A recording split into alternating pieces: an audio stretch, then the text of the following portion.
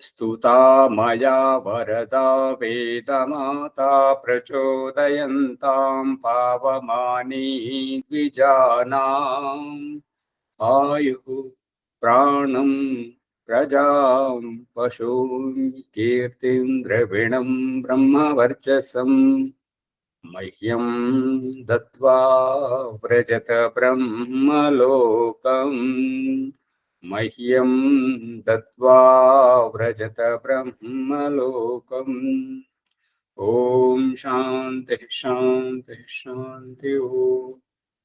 ఈ యొక్క ఉపనిషత్తు జ్ఞాన గంగా అధ్యాత్మ సత్సంగానికి వచ్చేసినటువంటి వారందరికీ నమస్తే, స్వాగతం, సుస్వాగతం.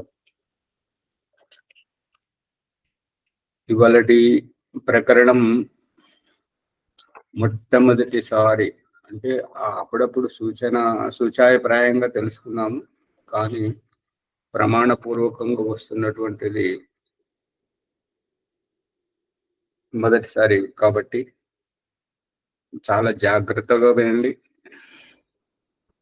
అర్థం కాకపోతే పదే పదే అడగడానికి ప్రయత్నం చేయండి. తెలిసినంత వరకు చెప్పడానికి ప్రయత్నం చేస్తాం. ఈ అభిప్రాయం ఏమిటంటే జ్యోతిష శాస్త్రంతో మన ఆత్మకు శరీరం ద్వారా జీవితానికి జ్యోతిష శాస్త్రంతో ఎలా సంబంధం ఉంది? ఫలిత జ్యోతిషం ఇప్పుడు హస్తరేఖలు చూసి చెప్పడం, ఇంకా అది అంతా చిలుక జ్యోతిషము, హస్తరేఖ, అదంతా ఎంత వాస్తవికంగా అదంతా పక్కన పెడితే శాస్త్రీయంగా ఈ శ్వేతాశ్వతర ఉపనిషత్తు మనకు కళ్ళు తెరిపిస్తుంది. కాబట్టి సూర్య సిద్ధాంతం గురించి దయానంద సరస్వతి, సత్యార ప్రకాశం, మూడవ సమల్లాసం, సంస్కార విధి, వేదారంభ సంస్కారం మరియు ఋగ్వేదాది భాష్య భూమిక పఠన పాఠన విషయ సందర్భంలో ఈ యొక్క జ్యోతిష శాస్త్రాన్ని పదే పదే ఉద్ధృతపరచడమే కాకుండా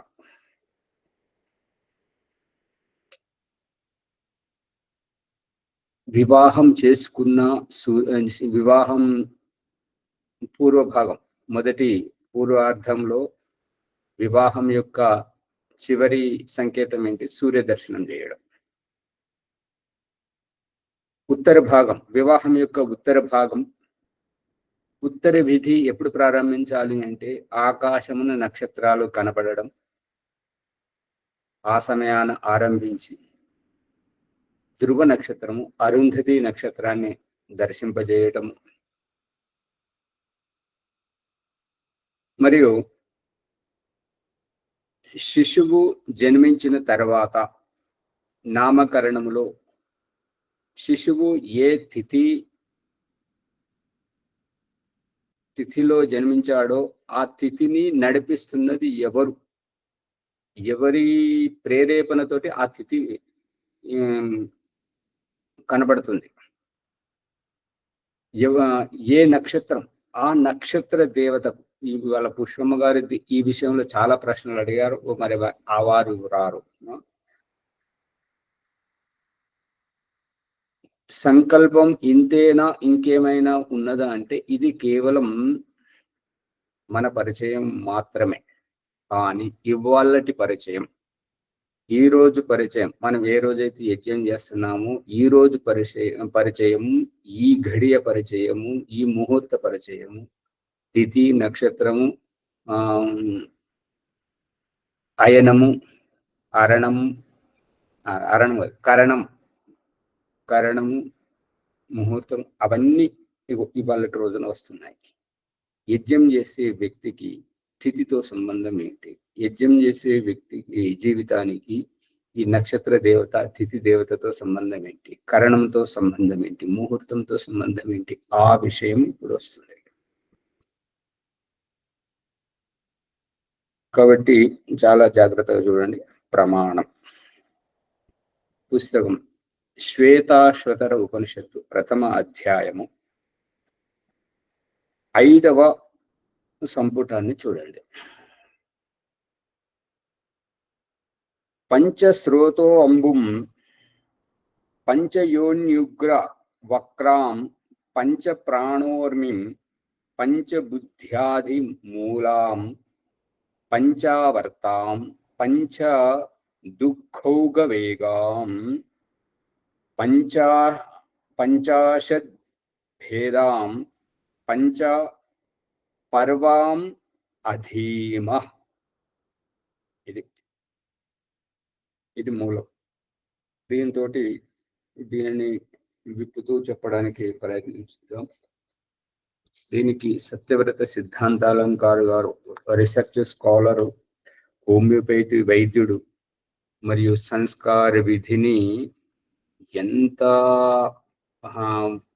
వైజ్ఞానికంగా విడమర్చి ప్రతి దానికి హేతుబద్ధంగా సంస్కారం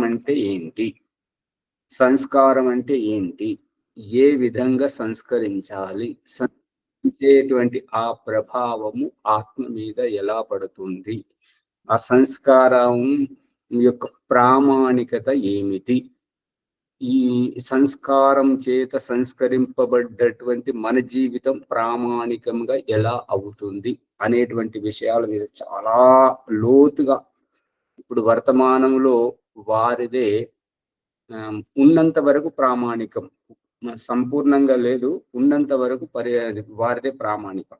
సంస్కార చంద్రిక సార్వదేశ కార్యప్రతి సభ ద్వారా ముద్రితమైంది. గోవిందరావు మహాసానందు గారి ద్వారా వారి దగ్గర కూడా లభిస్తుంటది. కాబట్టి వారు ఈ విషయంలో చెప్తున్నటువంటి రహస్యం వీరు సూటిగా పట్టించలేదు విషయాన్ని, ఇదిగో ఇలాగా చూపించలేదు. ఒకసారి ఓం ప్రకాష్ వెనుక ఉన్న చిత్రం కాకతాళీయంగానే వచ్చింది, కానీ అది చాలా లోతుగా ఉంది. చూడండి, ఈ యొక్క చేతి వైపుకు అక్కడ నక్షత్రాలు కనపడుతున్నాయి, ఇక్కడ కుడి చేతి వైపుకు అంటే మీకు ఎడమ చేతి వైపుకు కనబడుతుండొచ్చు, అటు సూర్యుడు, ఇదంతా ఉన్నది. అది ఆ విధంగా ఉన్నటువంటి తరుణంలో వీరు చెప్తున్నటువంటిది. దీని ప్రకరణం యొక్క శీర్షికం ఏమి ఇచ్చాడంటే పిండికి నదికే రూపమే కల్పన అంటున్నాడు. ఇది కల్పన కాదు. శ్వేతాశ్వతర ఉపనిషత్తు ఋషి దాని ప్రమాణం చూపిస్తున్నాడు కదా, వేదమంత్రాల వ్యాఖ్యానం చేస్తున్నాడు కదా, మరి అలాంటప్పుడు కల్పన అని అనకూడదు అన్నట్టు. అందుకే చెప్తున్నది ఏంటంటే వీరు చాలా లోతుగా వైదిక సిద్ధాంతాన్ని సమాజానికి అవగాహన చేయించడానికి చాలా కృషి చేశారు. కాబట్టి వారికి భారతరత్న పద్మశ్రీ అవార్డులతోటి కూడా సన్మానించడం జరిగింది. కాబట్టి వారు చెప్తున్నటువంటిది కల్పన అంటే ఏంటంటే పునాదులు లేనటువంటి ఊహాగానాన్ని కల్పన అంటారు. అర్థమవుతుందా? అర్థమవుతుంది. ఇది కల్పన కాదు, వాస్తవికం. కల్పన అంటే పునాదులు లేని ఊహాగానాన్ని మనకు మనం అనుకోవడంలో తప్పులేదు, కానీ ఎదుటి వారిని నమ్మించడానికి ప్రయత్నం చేయడం అది మోసపూరితమైన వ్యవహారం. అలాంటిది చేయకపోతే మంచిది. కాబట్టి ఇక్కడ వీరు అంటున్నది ఏంటంటే సంసార్ అర్థాత్ ब्रह्मांड का ब्रह्मचक्र के रूप में दर्शन कर अब शरीर अर्थात पिंड की एक प्रचंड नदी से तुलना करते हैं. ఇప్పుడు సంసారం అంటే తెలుగులో వేరే అర్థం వస్తుంది. ఇక్కడ సంసారం అంటే హిందీలో ఏంటంటే ప్రపంచం. ఈ ప్రపంచం అనగా బ్రహ్మాండక బ్రహ్మచక్రికే రూపమే, ఈ యొక్క బ్రహ్మాండం అండపిండ బ్రహ్మాండం, ఈ యొక్క బ్రహ్మాండం ఏ రకంగా అయితే ఉందో అది శ్యామలయ్య గారు చెప్పడానికి ప్రయత్నం చేస్తున్నారు కదా నిన్న, అది పాలపుంత అనంతమైనటువంటిది. ఈ పాలపుంతలు ఎన్నో రకాల సూర్యులు, ఎన్నో రకాల చంద్రులు, భూములు ఎన్నో ఉన్నాయి కాబట్టి అనంతంగా ఉన్నాయి అనేటువంటి భాషతోటి వారు మొదలుపెట్టారు. అదే రహస్యం ఈ యొక్క బ్రహ్మాండ చక్రం. ఆ బ్రహ్మాండ చక్ర రూపమే దర్శన్ కర్. అంటే ఈ మరి మన ఈ ఉపనిషత్ జ్ఞాన గంగలో వారు ఎక్కడ చూశారో పాలపుంతది, ఆ చూసినటువంటిది దాంతో వారు సంబరపడి ఉత్సాహంతో ఆ జ్ఞానాన్ని అభివ్యక్తపరచడం, చూసిన దాన్ని చెప్పడం దర్శనం. దర్శనం అంటే చూడడం.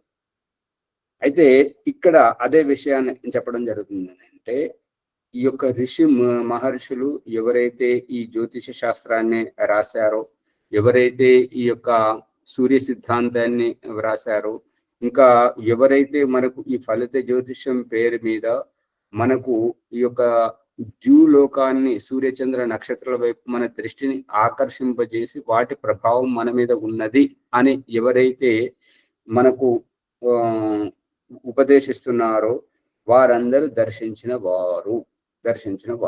ఆ దర్శించినటువంటి వారిలో దయానంద సరస్వతి కూడా ఉన్నాడు. కాబట్టి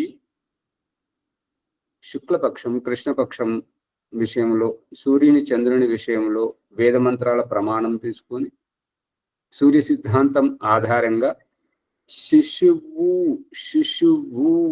ఎప్పుడు పుట్టాడు, పుట్టినప్పుడు దినమా రాత్రా, దినం ఉండాలా రాత్రి ఉండాలా, అప్పుడు రాత్రి అయితే ఏ నక్షత్ర సంయోగంలో చంద్రుడు ఉన్నాడు, ఏ నక్షత్ర సంయోగంలో సూర్యుడు ఉన్నాడు, ఆ నక్షత్రాన్ని ప్రభావితం చేస్తున్నటువంటి దేవత ఎవరు, ఆ తిథిని ప్రభావితం చేస్తున్నటువంటి దేవత ఎవరు అనేటువంటి ఈ రహస్యాలన్నీ దయానంద సరస్వతి నామకరణ సంస్కారంలో తిథి దేవత, నక్షత్ర దేవత ఈ రూపకంగా అక్కడ చెప్పాడు కాబట్టి, అతను చూశాడు కాబట్టి చెప్పాడు. అదే ఇప్పుడు ఈ ఉపనిషత్ జ్ఞానగంగ ద్వారా ఓం ప్రకాశ్ చేస్తున్న ప్రయత్నం కూడా ఆ తిథి దేవతలు, నక్షత్రాల దేవతల ఈ సూర్యచంద్ర నక్షత్రాల ఈ జ్యోతిష శాస్త్రం నుండి, జ్యోతిష శాస్త్రంతో మన జీవితానికి గల సంబంధం ఏమిటి, మనం ఎందుకు పాటించాలి. ఈ యొక్క పూర్వకాలంలో ఈ రహస్యం లోతుగా తెలుసుకున్నారు కాబట్టి అనారోగ్యంగా అర్థం కాని రోగాలకు అనారోగ్యాన్ని నయం చేయడానికి వైద్యులు చేసేటువంటి వాళ్ళు ఎవరు అంటే ఈ జ్యోతిష శాస్త్రం లోతుగా తెలిసినటువంటి వారు. ఏ నక్షత్రంలో అయితే దయానంద సరస్వతి చెప్పే ప్రయత్నం కూడా అదే, ఏ నక్షత్రంలోనైతే పుట్టాడో ఆ నక్షత్రానికి ఆహుతి ఇవ్వడం, ఏ నక్షత్ర దేవతనైతే ఆ నక్షత్రాన్ని కనబరిచిందో, వెనుక నుండి ప్రేరేపణ చేస్తుందో ఆ నక్షత్ర దేవతకు ఆహుతి ఇవ్వడం, ఏ తిథి అయితే మనకు కనిపిస్తుందో, ఏ తిథి ప్రభావం అయితే ఏ తిథి ప్రభావంలోనైతే మనం ఉన్నామో ఆ తిథికి ఆహుతి ఇప్పింపజేయడం, ఆ తిథిని ఆ విధంగా ప్రభావితంగా మన ముందు పెట్టి వెనుక నుండి ప్రోత్సహిస్తున్నదో ఆ యొక్క తిథి దేవతకు ఆహుతి ఇవ్వజేయడం, ఇదంతా ఈ ప్రకరణంలో వస్తుంది. కాబట్టి చాలా లోతైనటువంటిది, కావలసినటువంటి విశేష పరిజ్ఞానం. కాబట్టి ముందుకు పోవడం ముఖ్యం కాదు, అర్థం చేసుకోవడం ముఖ్యం. కాబట్టి అర్థం కాకపోతే ప్రశ్నించండి, తెలిసినంత వరకు చెప్పడానికి ప్రయత్నం చేస్తాను. ఈ దర్శనం అంటే వ్యావహారికంగా చూడడం. దయానంద సరస్వతి నామకరణ సంస్కారంలో చెప్పింది వ్యావహారికంగా చూసినటువంటిదే. సూర్య సిద్ధాంతంలో ఆ రచయిత చెప్పినటువంటిది, భాస్కర భట్టుడు చెప్పినటువంటిది, ఆర్యభట్టుడు చెప్పినటువంటిది, వాళ్ళు ఏదైతే ఈ యొక్క శాస్త్రాల గురించి చెప్పారో, ఖగోళ శాస్త్రం గురించి, వాళ్ళదంతా ఈ అనుభవ చూసినటువంటిది. అదే ఇప్పుడు మనం ఈ ప్రకరణంలో శ్వేతాశ్వతర ఉపనిషత్తు ఆ యొక్క ఋషి చెప్తున్నటువంటిది ఏంటంటే, ఈ విషయం ప్రవాహం పంచమహాభూతాల గుండా వస్తుంది. ఈ పంచమహాభూతాలు ఎక్కడ ఉన్నాయి అని అంటే, ఈ రూపాలు ఏవైతే కనబడుతున్నవో,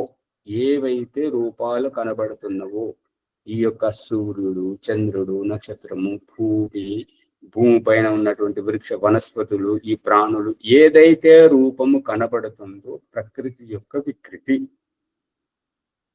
ఈ వికృతి అంతా, ఈ కనబడేటువంటి రూపం, ఈ వికృతి రూపంలో కనబడుతున్నదంతా పంచమహాభూతముల యొక్క సంగ్రహం. అర్థమవుతుందా? పంచమహాభూతముల యొక్క సంగ్రహం. కాబట్టి ఇక మన జీవితానికి ఎలా సంబంధం ఉన్నది అనేటువంటిది ఈ ఋషి చాలా లోతుగా విప్పుతున్నాడు. చూడండి, పుస్తకం ఉంటే ఇంకా చాలా బాగుంటుంటది. పుస్తకం ఉన్నవారు చూడండి. మునిగారు 983వ పుట.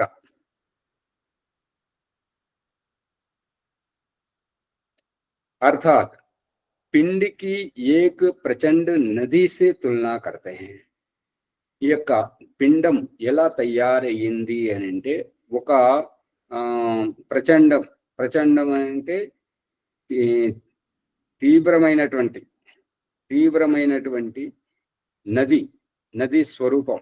ఆ నది స్వరూపం, నది ఎలా తయారయ్యింది అనడానికి, ఎత్తు ప్రదేశాల నుంచి వరదలుగా నీరు వచ్చి ఒక దగ్గర చేరుతున్నందువల్ల ఈ నది రూపం ఏర్పడింది. ఇది కల్పననా? కల్పన కాదా? ఇక మన జీవితానికి భగవంతుడు చూపిస్తున్నటువంటి రహస్యం ఏంటంటే, గర్భంలో ఎదుగుతున్నటువంటి పిండం ఎలా ఎదుగుతుంది అని అంటే, తల్లి శరీరంలో తల్లి తీసుకుంటున్నటువంటి ఆహారంతోటి, ఆ ఎనర్జీ తోటి పేగు ద్వారా ఆ యొక్క పోషక విలువలన్నిటిని అణువణువు తల్లి అంగము నుంచి అణువణువు ఒలిసి ఈ పేగు ద్వారా పిండం వరకు చేరవేస్తుంది. కాబట్టి ఈ యొక్క పిండ రూపముగా, ఆకృతి రూపముగా ఈ దేహము తయారయ్యింది. ఇది కల్పననా?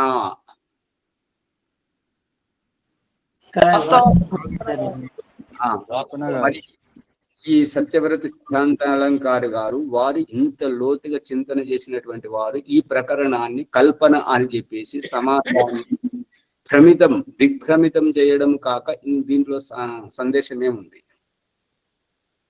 అందుకని భగవంతుడు గర్భంలో జరిగేటువంటి రహస్యాన్ని చెట్లకు తొడిమలతో పిందెలను వేలాడదీసి ఆ కాయను కాయించడం, పండు మగ్గింపజేయడం, ఎప్పుడైతే అది పరిపక్వ దశకు వచ్చిందో ఆ రసాలను ఆపివేయడం, తద్వారా ఆ పండు బరువుకు రసాలు వస్తలేవు, జీవం లేదు కాబట్టి ఆ తొడిమతోటి పండు తెగిపడడం.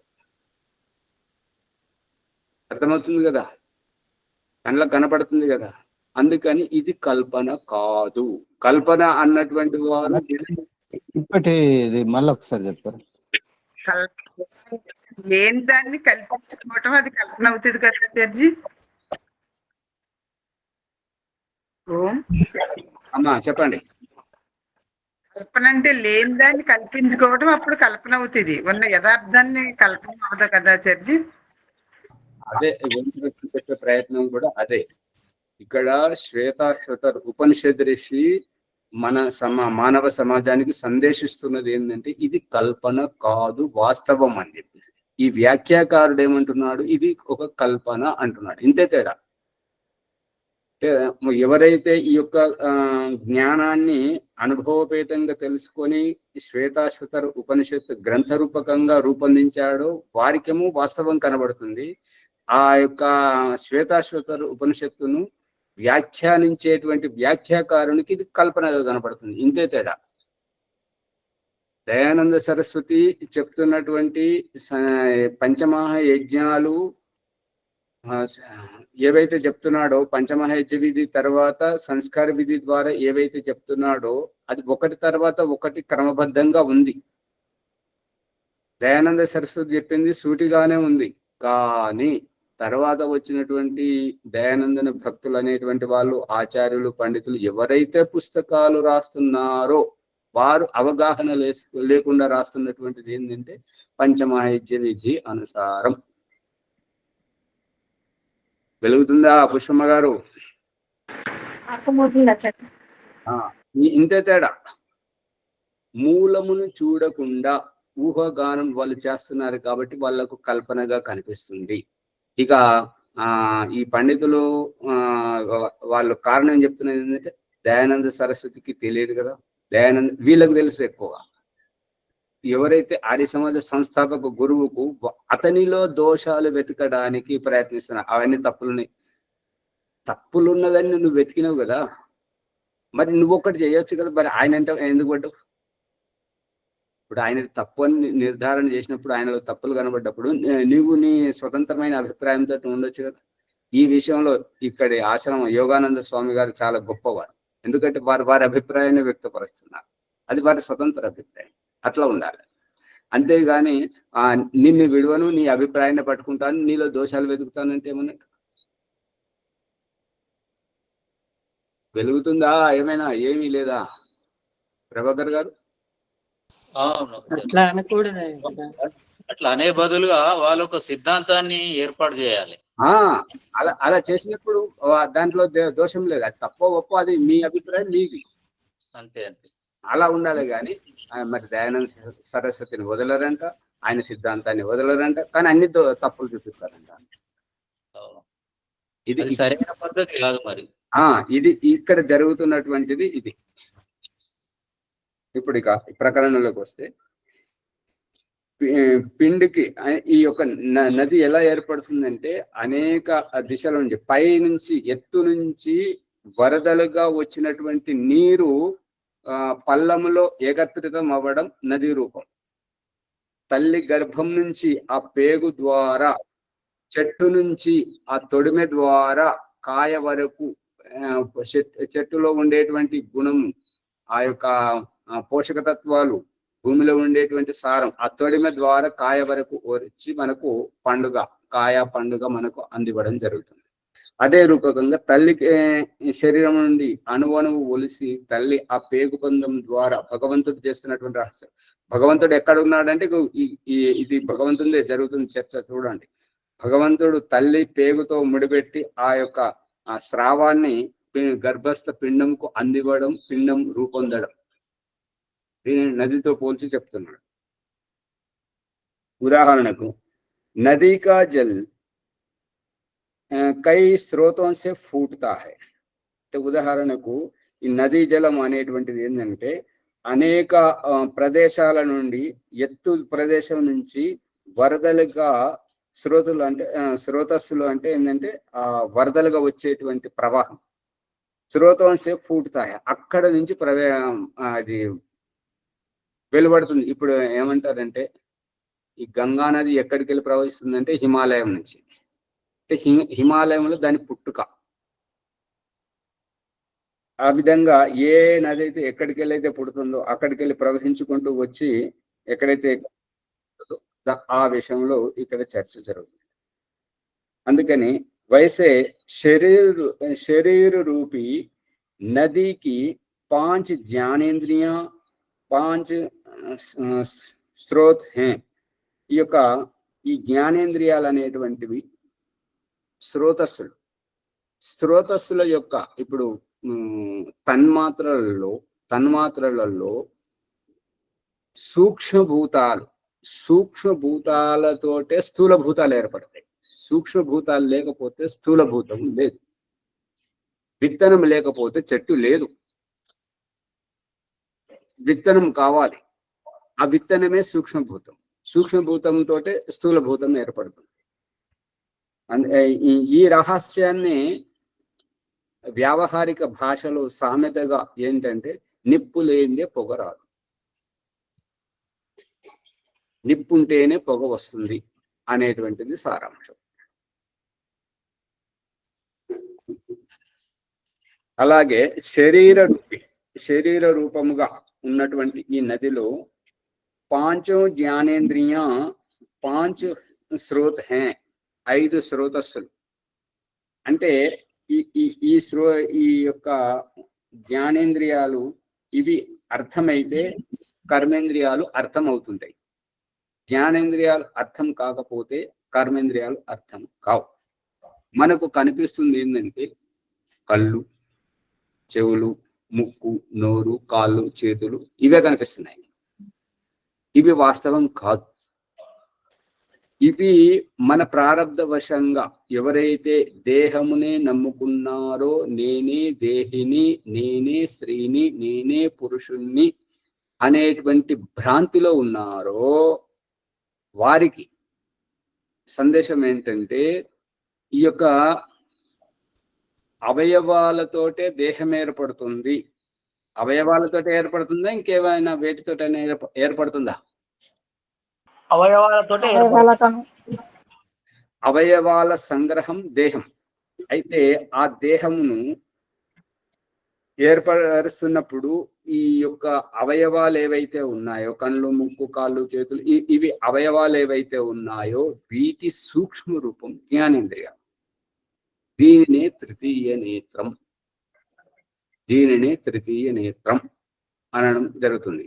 ఈ తృతీయ నేత్రాన్ని వినియోగించుకునేది, ఈ తృతీయ నేత్రంతో చూసేది, ఈ తృతీయ నేత్రంతో వ్యవహారం చేసేటువంటిది నేరుగా ఆత్మ మాత్రమే, ఇంకా మధ్యలో ఏది లేదు.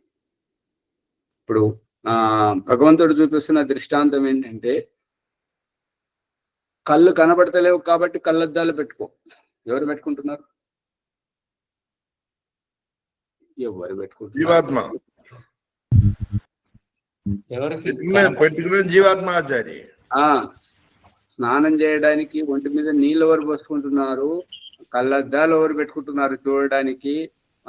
బయటకు వెళ్ళడానికి వస్త్రాలు ఎవరు వేసుకుంటున్నారు? కాళ్ళకు చెప్పులు ఎవరు వేసుకుంటున్నారు? ఎవరు బొట్టు పెట్టుకుంటున్నారు? ఏంటి అమ్మగారు అట్లా చూస్తారు పొద్దున? అడిగితే చెప్పండి. వరలక్ష్మి గారు, గాయత్రి అమ్మగారు అర్థం కావట్లేదు ఆ విషయం.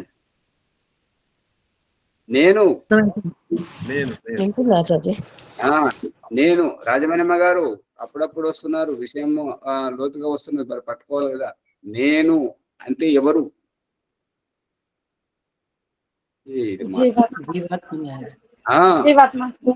జీవాత్మకు సంబంధించిన విషయం. ఇది జీవాత్మ నేరుగా చేస్తున్నది. కళ్ళద్దాలు పెట్టుకునేది, కళ్ళలో అద్దాల్లోంచి చూసేటువంటిది, ముక్కుతో శ్వాస తీసుకునేటువంటిది, ఆ నోట్లోకి వస్తున్నటువంటి అన్నము పాసిందా, మంచిగుందా, మంచి బిర్యానీ వాసన వస్తుందా, ఇంకా ఏ రకంగా ఉన్నది అనేటువంటి ఆ వాసన చూసేటువంటిది ఎవరు?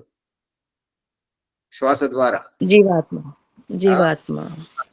అందు గురించి ఈ యొక్క జ్ఞానేంద్రియాలతో పని తీసుకునేటువంటిది జీవాత్మ. కాబట్టి ఈ జ్ఞానేంద్రియాలు విత్తన రూపంలో ఉంటే వీటికి ఈ విత్తనం నుంచి మొలకెత్తేటువంటివి ఈ కర్మేంద్రియాలు అనేటువంటివి తద్వారానే పనిచేస్తుంటాయి. ఇప్పుడు చూసేటువంటి సామర్థ్యం కళ్ళున్నాయి, కళ్ళతో చూస్తున్నాం, ప్రత్యక్షంగా చూస్తున్నాము అని, ఈ ప్రత్యక్షంగా చూస్తున్నాము అని చెప్పేసి మనం ఏదైతే వాదిస్తుంటామో, దయానందుడు నువ్వు చూసేదంతా ఉత్తిదే అని చెప్పేసి కళ్ళు పోగొట్టి చూపిస్తున్నాడు, గుడ్డి వాళ్ళని చూపిస్తున్నాడు. విరజానందునికి ఈ యొక్క అమ్మోరు శీతల రోగం అంటే దీన్ని ఏమంటే అమ్మ తల్లి, అది వచ్చేసి కళ్ళు పోయాయి. కళ్ళు ఉన్నప్పుడు వదినను చూశాడు, వదిన వ్యవహారాన్ని చూశాడు, అన్నయ్య వ్యవహారాన్ని చూశాడు, వదిన దగ్గర తన జీవితం దుర్భరమని భావించాడు కాబట్టి ఇల్లు వదిలిపెట్టాడు కళ్ళు పోయినాక. ఆ కళ్ళు పోయిన తర్వాతనే అష్టాధ్యాయం నేర్చుకున్నాడు, ఇదంతా శాస్త్రతం చేశాడు, తన వైదిక దృష్టికోణాన్ని జాగ్రత్తం చేసి దయానందుని తయారు చేసి మనకు అందించాడు. ఇప్పుడు దయానందుని ద్వారా మనం ఈ ఆర్య సమాజం వైదిక సిద్ధాంతాన్ని మనం అందుకున్నాము. దీని మూలంలో విరజానందుని గుడితనమే ఉంది. కనిపిస్తుందా?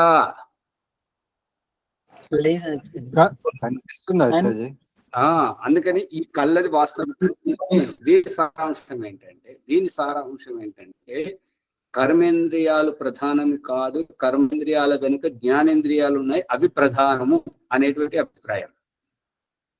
కళ్ళు లేవు కాబట్టి బుద్ధితో చూస్తున్నాడు. హెలెన్ కెల్లరీ ఆమెకు చెవులు లేవు కాబట్టి ఈ యొక్క చేతి యొక్క గోళ్ళ కింది ఈ సున్నిత ప్రదేశంతో గొంతు తరంగాల దగ్గర పెట్టి ఆవిడ వినగలుగుతుంది. చేతులు లేవు కాబట్టి ఆ చేతులతో పని చేసేటువంటిది కాళ్ళతో వంట చేయడం, కాళ్ళతో బొమ్మలు వేయడం, ఆ కాళ్ళు కూడా లేనప్పుడు నోటితో బొమ్మలు వేయడం. చూసారా? చూసామాచార్య. వినపడని సామర్థ్యం చాలా ఉంది మంది కాబట్టి దాన్ని గ్రహించగలిగాను. ఇప్పుడు అమ్మగారు చెప్పారు ఇది సార్. సామర్థ్యం సామర్థ్యం సామర్థ్యం ఉండడం ఇది కల్పన అవుతుందా? కాదాచార్య, ఉన్నది కాబట్టి కల్పన కాదు.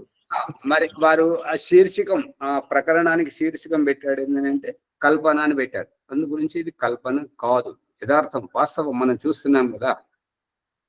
రెండు కాళ్ళు లేవు, ఒక కాలు ఉన్నప్పుడేమో ఆ కర్ర పట్టుకొని హ్యాంగర్ పట్టుకొని నడవడానికి ప్రయత్నం చేశారు. రెండు కాళ్ళు లేనప్పుడు హ్యాంగర్ ఏం పని చేస్తుంది, కర్రలు ఏం పని చేస్తుంది. ఇప్పుడు ఆ దేక్కుండా పోవడం, ఆ చక్రాల కుర్చీలో కూర్చోవడం, లేదంటే అది మూడు కాళ్ళ రిక్షా ఉంటది కదా దాంట్లో కూర్చోవడం, అంటే నడిచేటువంటి సామర్థ్యాన్ని వినియోగించుకోవడమే చక్రాలను తోపుకుండా పోవడం.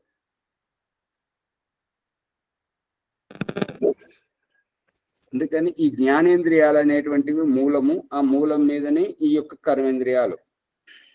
అందుకే ఓం ప్రకాషు అది వేదోక్త మోక్ష మార్గం యొక్క చిత్రపటము మరి ఇహపరలోకము పుస్తకములో ఇది స్పష్టంగా చూపించడం జరిగింది. ఈ యొక్క పంచ తన్మాత్రలు ఒకవైపు ఏమో సూక్ష్మభూతాలు, ఇంకొక వైపు నుంచి జ్ఞానేంద్రియాలు, జ్ఞానేంద్రియాల పక్కన కర్మేంద్రియాలు. జ్ఞానేంద్రియాలు కర్మేంద్రియాలు ఎక్కడైతే కలిసాయో అక్కడ మనస్సు ఉంటుంటది.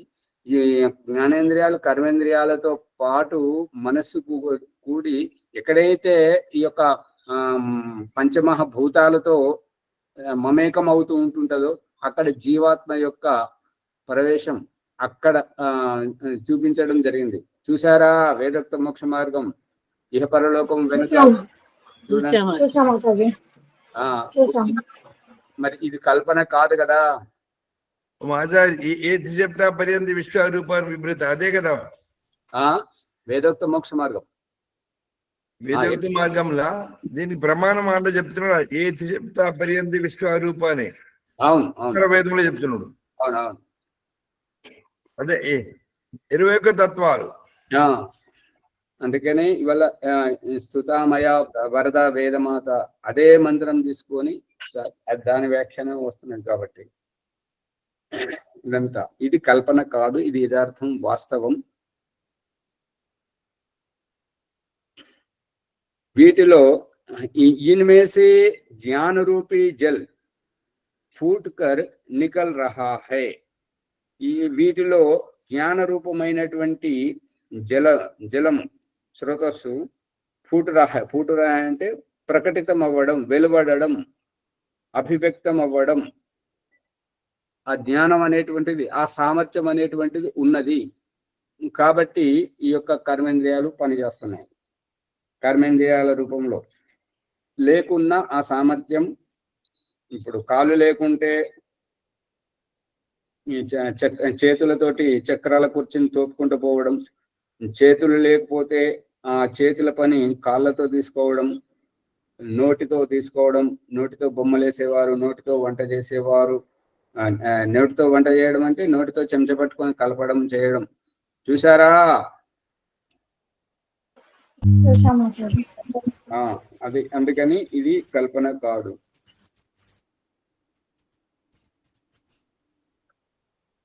వీటిలో ఈ జ్ఞాన రూపమైన జలం ఎక్కడైతే వ్యక్తమవుతుందో, ఎలాగైతే జైసే నదికి స్రోతంకి యోని అంటే ఏంటంటే ఆ యొక్క హిమాలయం నుంచి గంగా నది వెలువడడం అంటే గంగకు జన్మనిస్తున్నటువంటి హిమాలయం. ఆ రకంగా కానీ యోని అంటే దాని యొక్క మూల కేంద్రం, ఊట అంటారు తెలుగు భాషలో. ఊట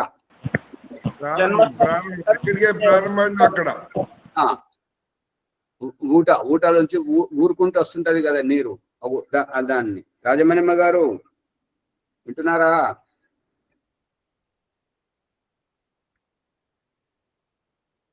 అందుకని ఇది కల్పన అని అనుకోవడం సరైనటువంటిది కాదు. పుస్తకంలోనైతే మరి అంత పెద్ద పండితుడు రాశాడు, కల్పన అని రాశాడు, కాబట్టి ఇది కల్పననే అని భావించుకోవడం తగదు. ఎందుకంటే వ్యవహారంలో భగవంతుడు చూపిస్తున్నాడు మనకు. వాటి యొక్క కారణం ఒక యొక్క నది హిమాలయం అనేటువంటిది దానికి కారణం కాబట్టి ఆ గుట్ట నుంచి హిమాలయం కొండల నుంచి ఈ యొక్క నీరు ప్రవహించుకుంటూ వస్తుంది. ఇక్కడ మునిగారు 984లో ఆ గుట్టలను ఆ నీరు బయటకు వచ్చేది అంత చిత్రం కూడా ఇచ్చిండు చూడండి. అవునవును. उसी के बड़े छोटे होने से नदी उग्र तथा వక్ర हो जाती है. ఆ యొక్క ఈ హిమాలయ కొండల నుంచి వెలువడుతున్నటువంటి నీరు ఊరికి అది దీర్ఘం కాదు, హ్రస్వం. అది ఊరటం కూడా దీర్ఘ ఊకారం ఉంది. ఊరుకుంటూ వస్తున్నటువంటి ఊరినట్టుగా వెలువడుతున్నటువంటి నీరు ఈ యొక్క ప్రవాహంలో బయటకు వస్తున్నది. కాబట్టి ఆ బయటకు వచ్చేటువంటి నీరు చిన్న చిన్నగా వచ్చి మళ్ళీ రాను రాను వంకర టింకర అవుతుంటది, ఇంకా పెద్ద తీవ్రంగా కూడా అవుతుంటది అన్నమాట. वैसे पांचों इंद्रियों के उत्पत्ति स्थान पंच महाभूत हैं. ఈ యొక్క 5 ఇంద్రియముల యొక్క ఉత్పత్తి స్థానం పంచమహాభూతములు. అర్థమవుతుందా? అందుకని పంచమహాభూతముల ప్రకరణం అయిపోలేదు. ఇహపరలోకంలో ఓం ప్రకాష్ పెట్టాడు ఆ పంచమహాభూతాలను, వాటితోటి ఎలా తయారవుతుంది అది వేదమంత్ర ప్రమాణపూర్వకంగా చూపించాడు. కాబట్టి ఇది ప్రకరణం చాలా లోతుగా తెలుస్తుంది. ఈ పంచమహాభూతాలు అర్థమైతే మన దేహం అర్థమవుతుంటది. పంచమహాభూతాలు అంటే ఆకాశం అని దేన్ని అంటారు? ఖాళీ స్థలం. ఆ ఖాళీ స్థలం దేవుడు ఏం చేస్తున్నాడు? ముందు ఆ గర్భంను శుద్ధి చేసి ఆ వికారమును బయటకు పంపిస్తున్నాడు. అంటే అక్కడ ఖాళీగా ఉంది. ఆ ఖాళీగా ఉన్న దానిలోంచి దానికి ఈ యొక్క స్త్రీ శరీరం నుంచి ఉత్పత్తి అయి ముందుగా వెళ్ళి ఎదుర్కోలుగా ఆ జీవకణాన్ని తీసుకొచ్చి ఈ యొక్క ఖాళీగా ఉన్నటువంటి ఈ గర్భాశయంలో స్థాపింపజేయడం అంటే ఆకాశం తర్వాత వాయువు అని అంటే ప్రవాహాన్ని గతి నడవడానికి. ఇప్పుడు ఇది రహస్యం ఎలా ఉన్నదంటే, చెట్టును కొట్టేస్తే ఆ తొడిమ నుండి పిందె వరకు రసాలు వస్తాయా? మళ్ళీ గర్భము దాల్చినటువంటి గర్భిణీ స్త్రీని చంపేస్తే గర్భస్థ పిండముకు తల్లి శరీరం నుండి ముడిపడినటువంటి ఆ పేగు ద్వారా ఆ స్రావాలు వస్తాయా? రావు. అంటే ఆ తల్లి శరీరం కాదు ఆ స్రావాలను విడుదల చేసేది, నడిపించేటువంటిది. ఏదైతే నడిపిస్తుందో, ఏదైతే స్రావాలను ప్రేరేపిస్తుందో ఆ జీవాత్మ లేదు. అంతే. వెలుగుతుందా అమ్మగారు? అందుకని ఇక్కడ జీవాత్మయే. ఇంకొకటి ఇదే ప్రకరణలో ఇంకొకటి, గర్భములోకి అండము వచ్చింది, శుక్రము వచ్చింది, కానీ జీవకణము రాలేదు.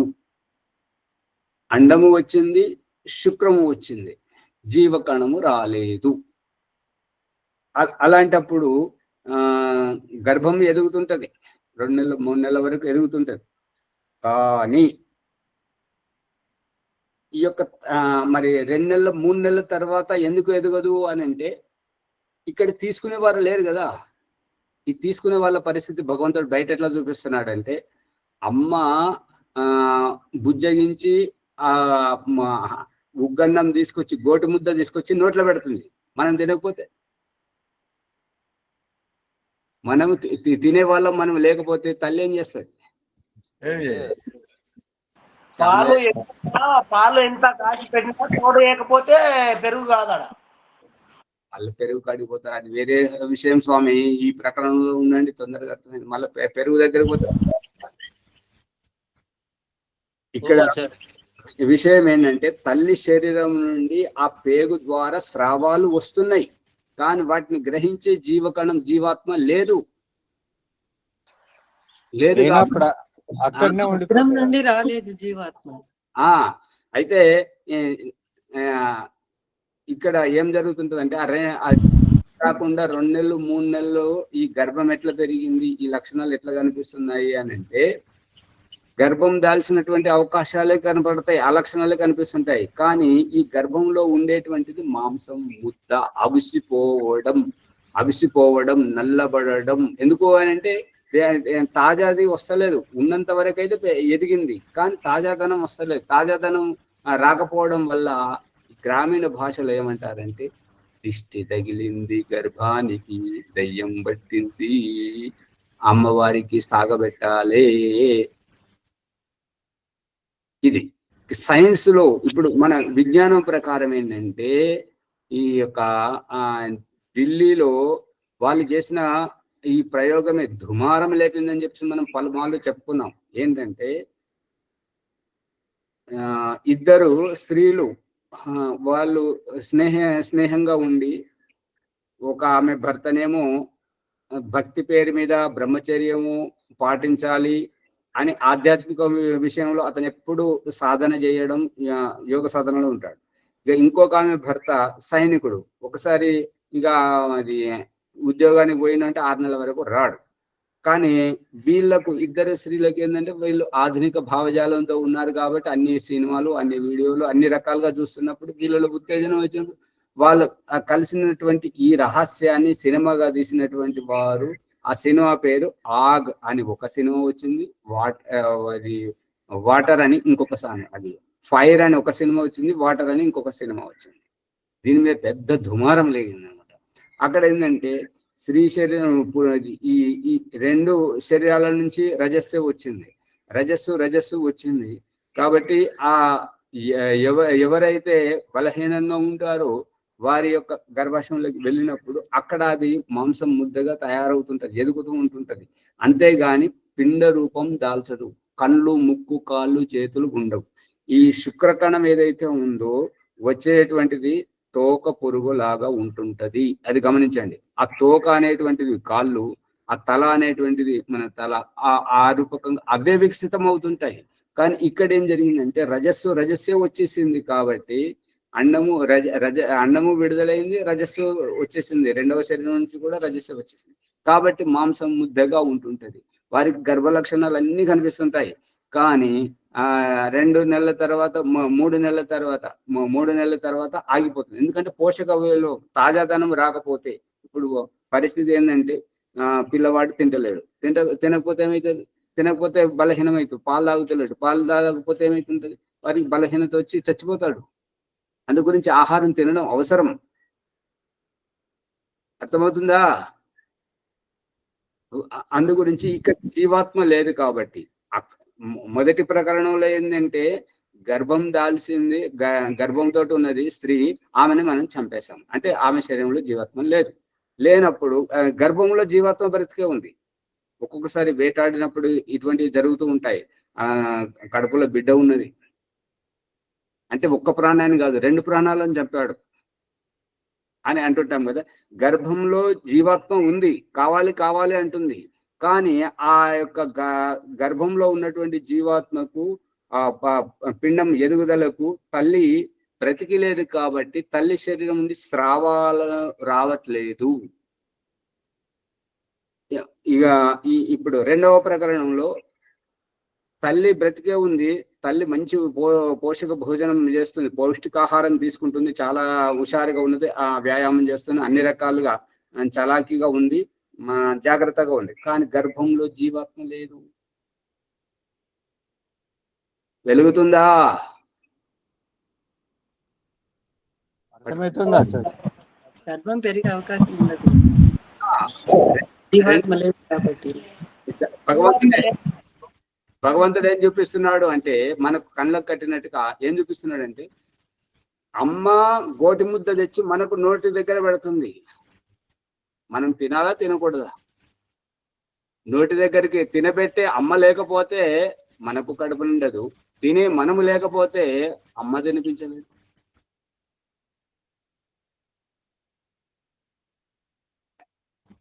అర్థం కావట్లేదా? అందు గురించి ఈ రకంగా పంచమహాభూతాల నుండి వస్తున్నటువంటిది ఆకాశం, వాయువు అంటే ప్రేరేపణ.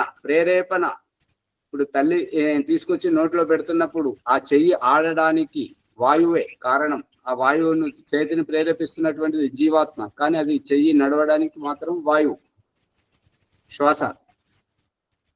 అందు గురించి ఈ యొక్క తల్లి గర్భం నుండి వచ్చేటువంటి ఆ స్రావాలను తీసుకొచ్చేటువంటిది వాయువు.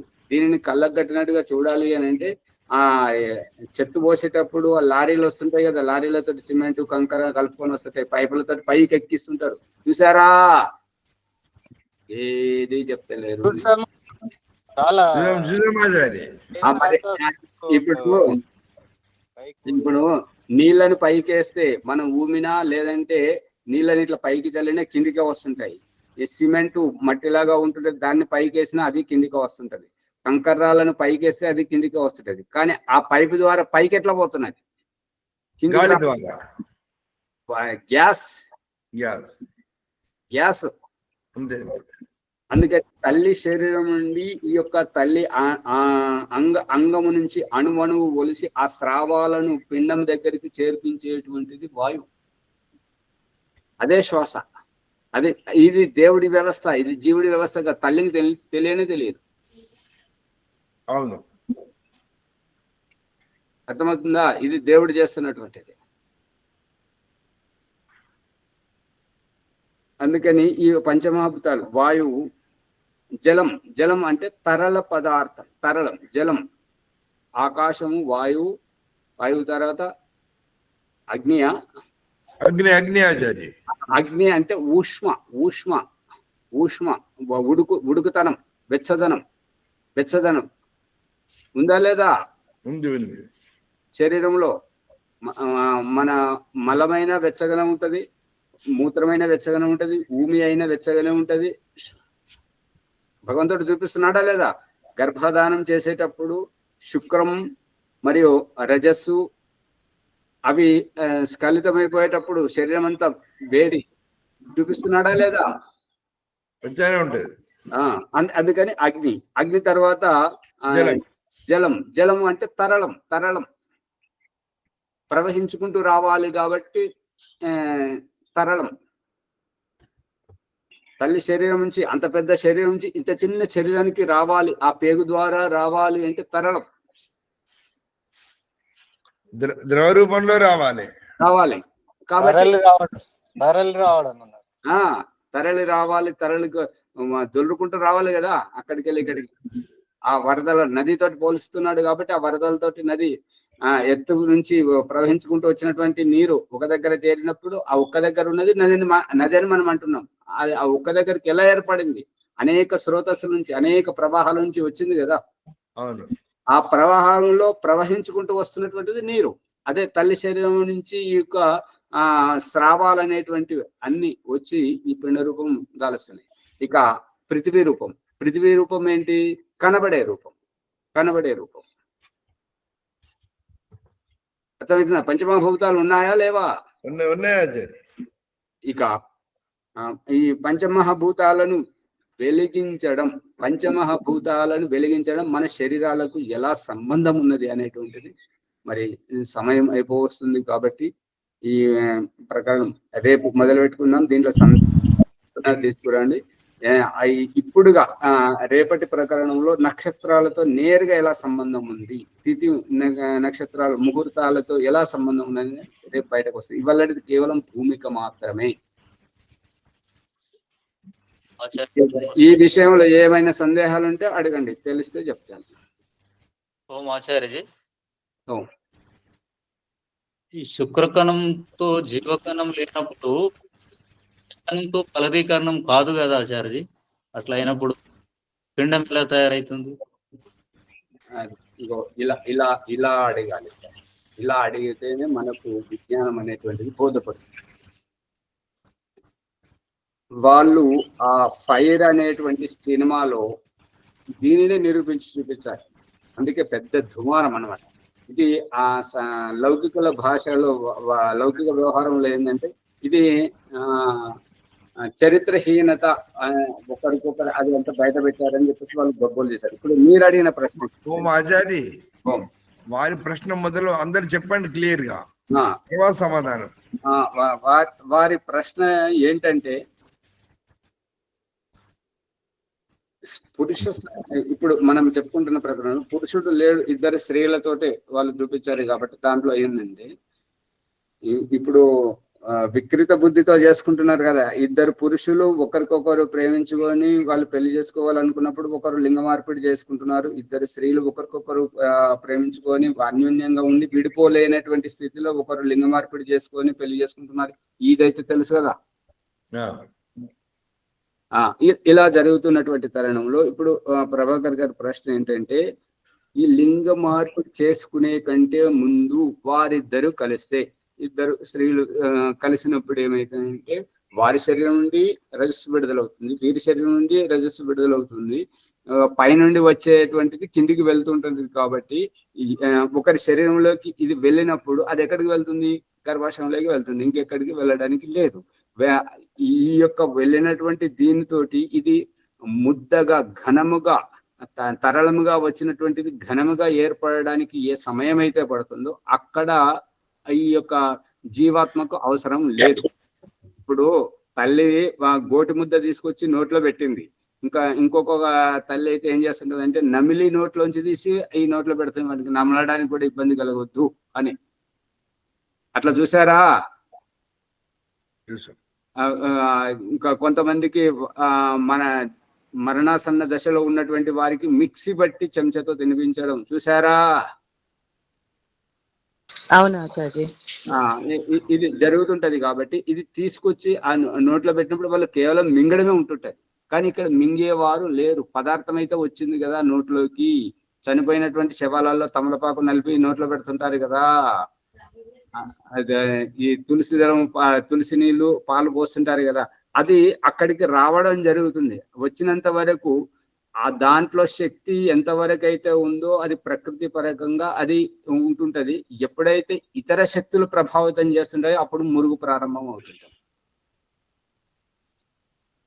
ప్రభాకర్ గారు పట్టుకుంటున్నారా లేదా? ఇతర శక్తిని ఎదుర్కో తన ఇష్టానుసారంగా నిర్మించుకునేటువంటి జీవాత్మ లేదు కాబట్టి ఆ గర్భము కుళ్ళిపోవడం జరుగుతుంటది. అవిసిపోవడం అంటారు. అవిసిపోవడము కుళ్ళిపోవడం ఒకటేనా, రెండు వేరు వేరా? ఒకటే.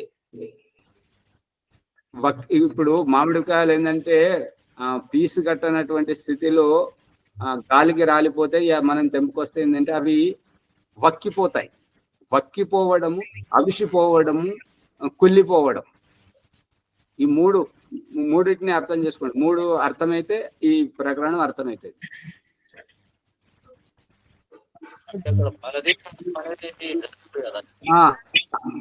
మామిడి కాయలు వక్కిపోతున్నాయి ఎందుకు? అవిసిపోవడం అంటే ఏంటి? కుళ్ళిపోవడం అంటే ఏంటి? ఈ మూడింటి దగ్గర వినండి, ఈ మూడింటి దగ్గర వాటికి పురోగతి చేయించేటువంటి దిశానిర్దేశం లేదు కాబట్టి అక్కడ అవి ఈ మూడు దశలకు చేరుకుంటున్నాయి. అర్థమవుతుంది అమ్మగారు? ప్రభాకర్ గారు పట్టుకుంటున్నారా?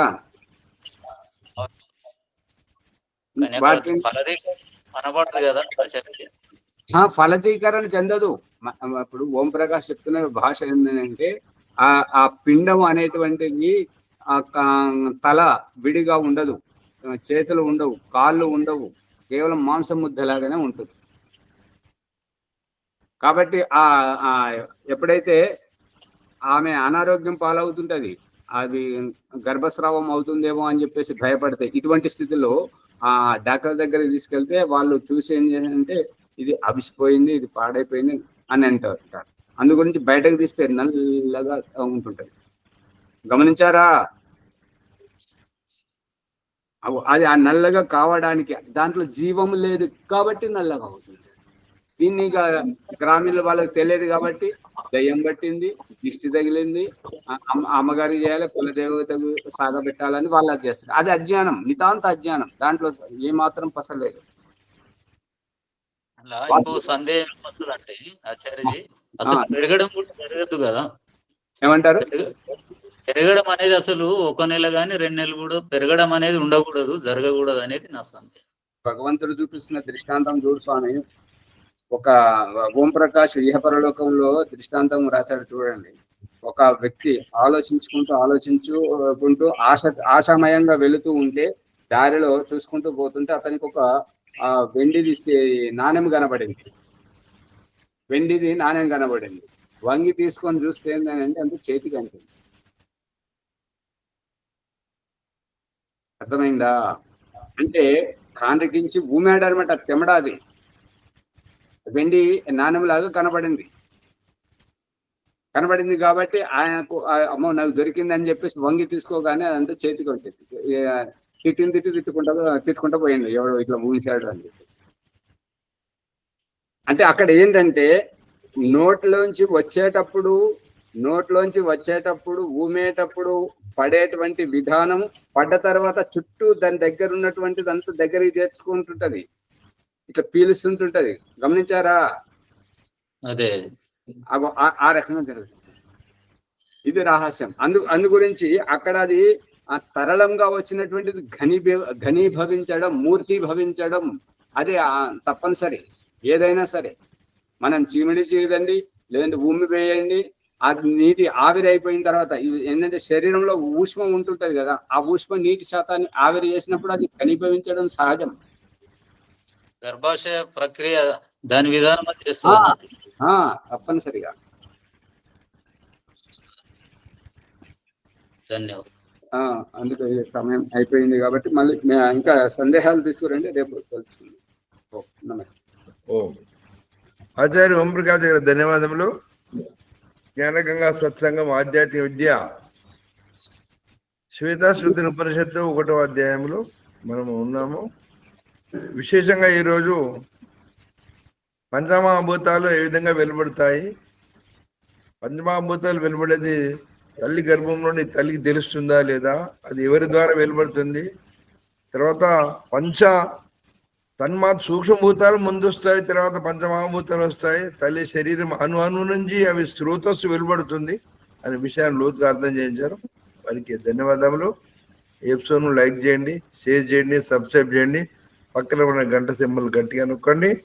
1-2 సార్లు వినండి ప్రార్థన. అమ్మ ఈరోజు పుష్పమ్మ గారు ఎవరు? ఈరోజు బాలరాజు గారు. బాలరాజు గారు చేపిస్తారండి. వైద్యుల సందేహపతి బాలరాజు గారు. రాజమణిమ గారు వస్తలేరు ఎందుకు? ఒక్కొక్కసారి వస్తున్నారు. ఈ ఏడికెళ్ళి చెప్పేది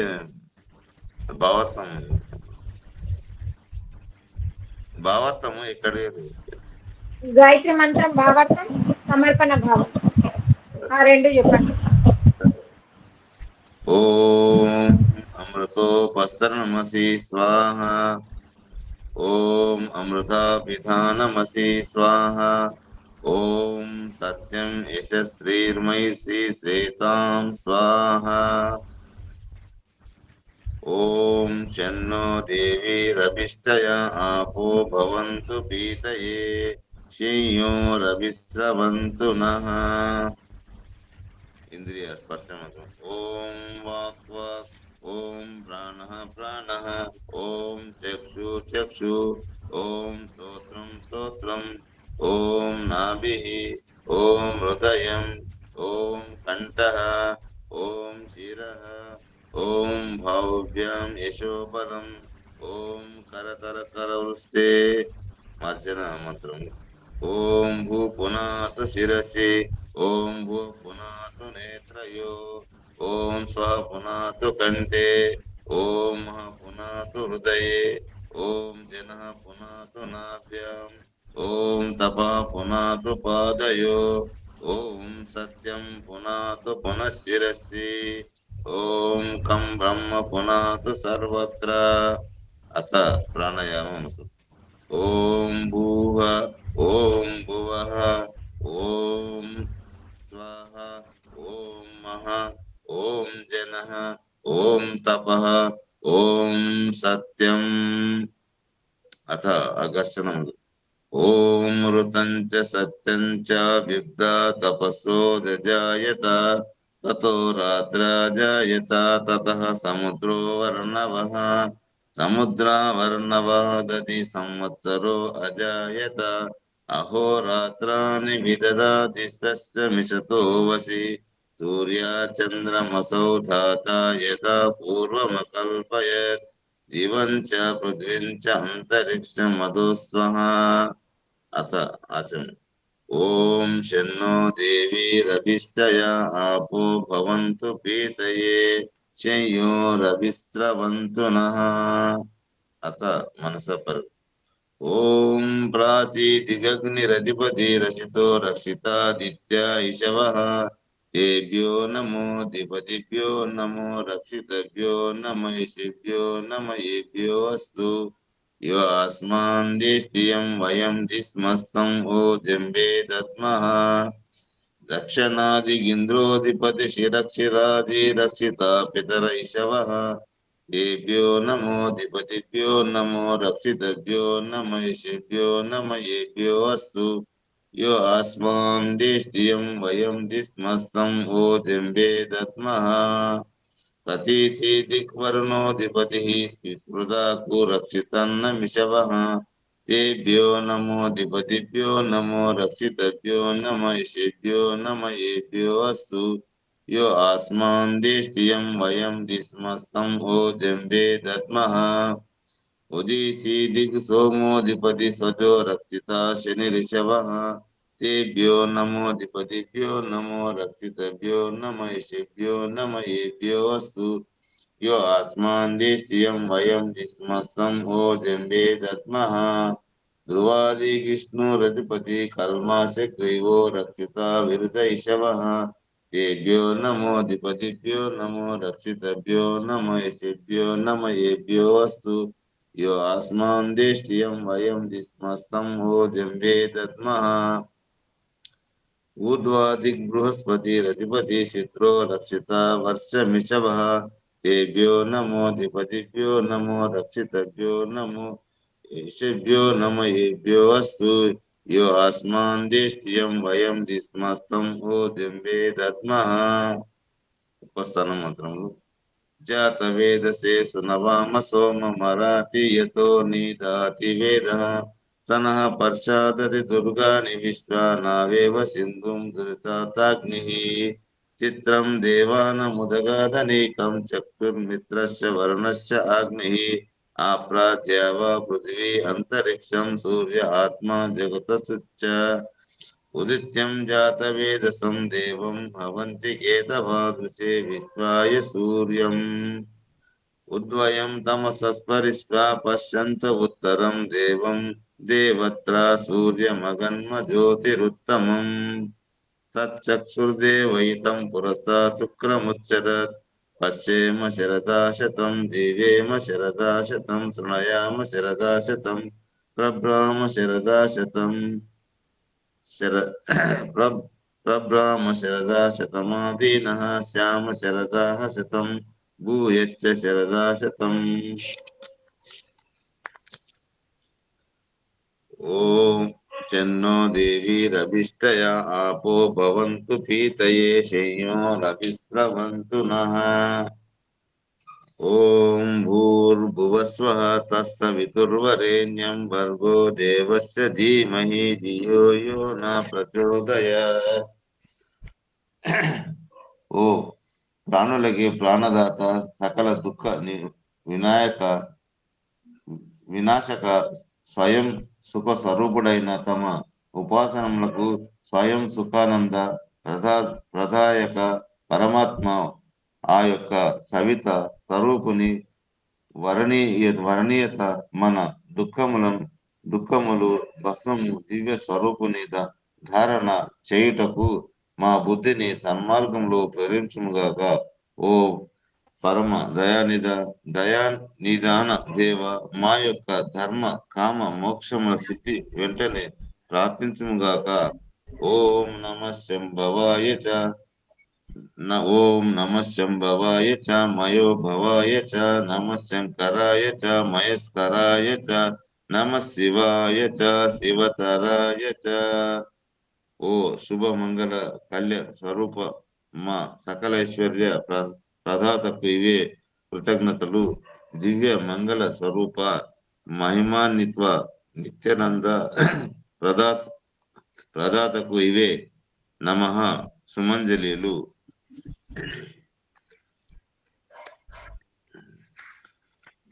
ఓం శాంతి పట్కరు ఆచార్య. చెప్తాను సార్. మునిగారు ముందు ఓం ఇంకా చెప్తున్నారు ఆచార్య. ఓం దివ్ శాంతి అంతరిక్షం శాంతి పృథ్వీ శాంతి రాప శాంతి రోషదే శాంతి వనస్పతే శాంతి విశ్వే దేవ శాంతి బ్రహ్మ శాంతి సర్వం శాంతి శాంతిరేవ శాంతి సామ శాంతిరేది. ఓం శాంతి శాంతి శాంతి. రేపు అందరూ నమస్తే. రేపు మళ్ళీ ఒకసారి వినండి మీరు, బాలరాజు గారు మళ్ళీ ఒకసారి వినండి. కొద్దిగా మెల్ల చదివితే మంచిగా వస్తుంది. ఆగబాదండు మంచిగా చదివిండు, కొద్దిగా మెల్ల చదివితే బాగా వస్తుంది.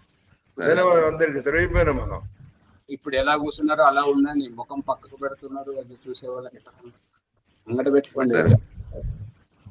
సరే సార్. ఓం నమస్తే ఆచార్య. సర్వజ్ఞానము నమః. ఈ ఎపిసోడ్ ని లైక్ చేసి షేర్ చేయండి, సబ్స్క్రైబ్ చేసుకోండి. అందరూ ఏదైనా సందేహాలు ఉంటే కామెంట్ రూపంలో పెట్టండి. ధన్యవాదాలు.